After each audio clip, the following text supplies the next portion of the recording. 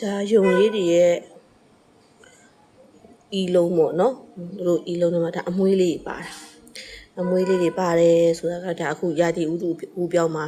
အမွေးတွေကြွကြတယ်အမွေးကြွတဲ့ခါကျရင်တို့ဘိုက်ထဲမှာဝန်းနဲ့တူပါတာပေါ့နော်ခွေးလေးတွေမှာကဟိုခန္ဓာကိုယ်ရှာရတဲ့ခါမှာတို့အမွေးတွေဦးလန်းကြောင်းဝင်တာကတို့ရဲ့ဦးလန်းကြောင်းသဘောတဘာဝအစားတောက်တွေကအဲ့ဒါရပြဿနာသိမ်းမရှိပြီမဲ့ယုံလေးတွေမှာကျတော့အရင်အနေများတယ်အမွေးရဲ့ဦးထဲမှာအမွေးတွေပိတ်နိုင်တယ်ဦးထဲမှာအမွေးပိတ်ပြီးတော့အစာမစားနိုင်မဲနဲ့ဦးပိတ်ပြီးတော့လည်းအသက်ဆုံးရှုံးတဲ့အထိဖြစ်နိုင်တယ်နော်အဲ့တော့ဒီနာနဲ့ပတ်သက်တဲ့ဆေးလေးတွေစားရမယ်အဓိကတော့အစားတောက်မှာဆိုရင်တော့မြက်ပေါ့ဒီတီမိုတီမြက်6ကဒီတီမိုတီမြက်6ကတခြားမြက်တွေနဲ့မတူတခြားတော့ wheat grass တွေဆက်ခရက်ဒီအဲ့ဒါနဲ့ဘာမှမတူဘူးသူကဒီတီမိုတီမြက်တစ်မျိုးတည်းပဲ alfalfa လည်းမဟုတ်ဘူးเนาะဒီတီမိုတီမြက်တစ်မျိုးတည်းပဲမှာဒီအမြင့်တွေကိုဆွဲချနိုင်တဲ့အမြင့်ဓာတ်ဒီအပြည့်အဝ100%ပါတယ်နောက်မြက်ကလေးကိုကျွေးတဲ့အခါမှာဘယ်မြက်ပဲဖြစ်เนาะညက်ပြီးမကျွေးရဘူး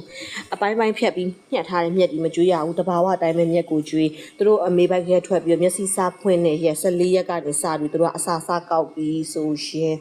အဲဒီမြက်ဒီစစားတဲ့အရွယ်ရက်20လောက်ဆိုမြက်ဒီပါဝါပြီးဆိုရင်တီမိုတီနဲ့အယ်ဖာဖာကျွေးရတယ်ဘယ်မြက်ကိုမှညက်ပြီးမကျွေးရဘူးဘာလို့လဲဆိုတော့သူတို့ရဲ့အရှိသွားအပေါ်သွားအောက်သွားတွေကအမြဲရှည်နေတာဒီမြက်ဒီကိုတဘာဝအတိုင်းကိုက်ပြီးစားမှသူတို့သွားလေးတွေကရှည်တာကိုမမြန်စေဘူးနှေးစေတာဒါတော့မှတချို့ယုံလေးတွေကဘလောက်မြက်ဆာဆာရှည်တဲ့ဟာရှိတယ်ဒါပေမဲ့အဲ့ဒါကတကောင်တလီမှာပဲဖြစ်တတ်တာပေါ့နော်ဒါသူတို့ရဲ့အဆူဆရာမှာသွားပြီးတော့မှသွားဖြတ်ရတယ်နော်အခုဒီမြက်တွေကကြတော့ပုံမှန်အားဖြင့်သူတို့အကောင်တိုင်းကသွားပြီးရှည်တက်တဲ့အားကြောင့်မလို့မြက်တွေကိုကိုက်ပြီးစားပါစေညှက်ထားတဲ့မြက်တွေကကြသူတို့ရှေ့သွားတယ်မကိုက်တော့ပစောင်းထဲမှာထည့်သွားတဲ့ခါကျဒီရှေ့သွားရရှည်လာတယ်နော်အဲ့တော့လုံးဝညှက်ထားတဲ့မြက်တွေမကျွေးပါနဲ့လုံးဝမကျွေးရပါဘူး